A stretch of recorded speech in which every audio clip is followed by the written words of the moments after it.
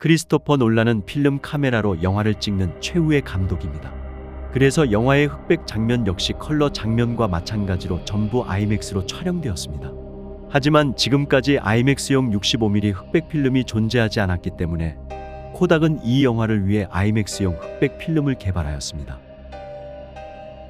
오펜하이머는 트리니티 핵실험 직전에 실험이 인류를 멸망시키지 않는다고 확신하냐는 레슬리 그로브스 장군의 질문에 1시간 58분 후면 알 수 있을 거라고 대답합니다. 그리고 영화 속 원자폭탄은 영화의 러닝타임 1시간 58분에 터집니다. 맷 데이먼은 아내와 당분간 연기 활동을 중단하기로 약속을 했습니다. 다만 한 가지 예외 사항을 두었는데 그것은 크리스토퍼 놀란이 그를 캐스팅할 때였습니다. 결국 오펜하이머에 캐스팅되면서 그의 연기 활동 중단은 보류되었습니다. 크리스토퍼 놀란은 트리니티 폭발 장면의 CG 기술을 사용하지 않고 촬영했다고 밝혔습니다. 하지만 디지털 기술이 완전히 배제된 것은 아닙니다. 트리니티 폭발 장면은 실제 효과와 디지털 합성이 조합되어 완성됐습니다. 대형 미니어처를 포함해 가솔린, 프로판, 알루미늄 및 마그네슘 물질의 혼합으로 다중 폭발 장면이 실제로 촬영되었습니다.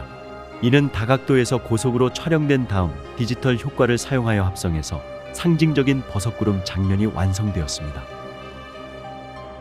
MIT에서 물리학을 전공한 제이 데이빗 와고는 2015년에 아메리칸 프로메테우스에 대한 영화화 판권을 획득했습니다. 하지만 영화화 프로젝트는 수년 동안 제대로 이루어지지 않았습니다. 와고는 팬데믹 기간 동안 오랜 친구인 영화배우 제임스 우즈를 만났고, 우즈는 프로듀서 찰스 로벤과의 만남을 주선했습니다. 그리고 찰스 로벤은 이 책을 크리스토퍼 놀란에게 전달했습니다. 이 공로로 와고와 우즈는 제작 책임자로 크레딧에 이름을 올립니다. 이후 테넷의 쫑파티에서 로버트 패틴슨이 크리스토퍼 놀란에게 오펜하이머의 연설문집을 선물했고, 결국 놀란은 영화를 연출하기로 결심합니다.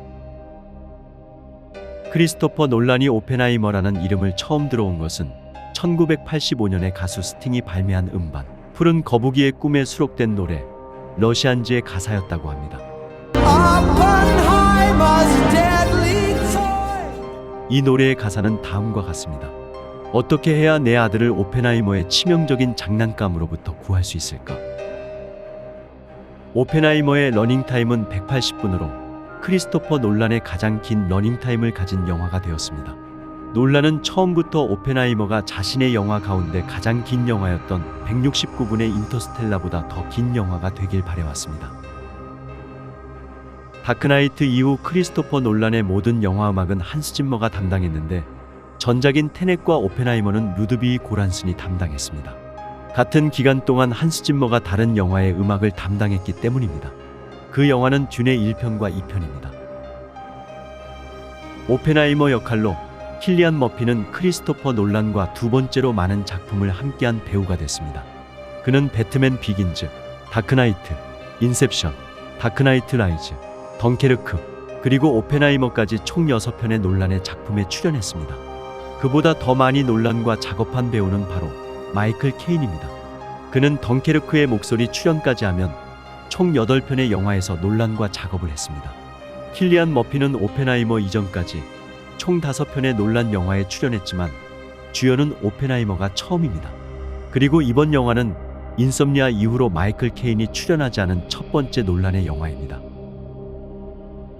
놀란은 오펜하이머가 처음으로 자신의 트레이드 마크인 모자와 파이프를 착용하는 장면을 마치 브루스 웨인이 배트수트를 착용하는 것처럼 묘사했습니다. 오펜하이머가 원자력을 활용하는 실존하는 슈퍼히어로처럼 보여지길 원했기 때문입니다. 조시 하트넷은 영화에서 어네스트 로렌스 역할을 연기했는데, 그는 원래 배트맨 비긴즈의 제작 당시에 배트맨 역할로 캐스팅 후보에 올랐던 최종 3인의 배우 가운데 한 명이었습니다. 하지만 그는 출연을 거절했고 나중에 그 결정을 후회했다고 밝히기도 했습니다. 이 영화를 본 올리버 스톤 감독은 영화를 극찬했습니다. 그는 이전에 오펜하이머에 대한 책을 읽었지만 자신만의 영화화 비전을 찾지 못했기 때문에 영화화 프로젝트를 거절한 적이 있다고 밝혔습니다. 하지만 놀란은 그것을 해냈다고 찬사를 보냈습니다. 이 영화는 크리스토퍼 놀란의 영화 가운데 인썸니아에 이은 두 번째 알등급 영화입니다. 그리고 오펜하이머는 아메리칸 스나이퍼가 가지고 있던 알등급 전쟁 영화 흥행 기록을 9년 만에 갱신했습니다. 저명한 영화 평론가 출신의 감독인 폴 슈레이더는 이 영화를 금세기 최고이며 가장 중요한 영화라고 극찬했습니다. 크리스토퍼 놀란은 특정한 다른 역할이 없는 1인칭 시점으로 각본을 썼습니다. 맷 데이먼은 자기 영화 경력에 이런 대본은 처음 봤다고 했습니다.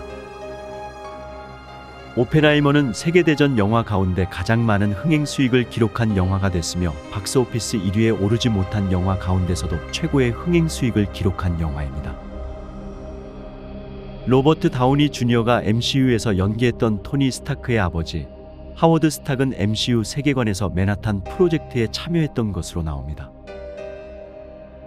킬리안 머피는 오펜하이머의 수척한 모습을 재현하기 위해 촬영 기간 동안 하루에 아몬드 한 개만 먹었다고 합니다.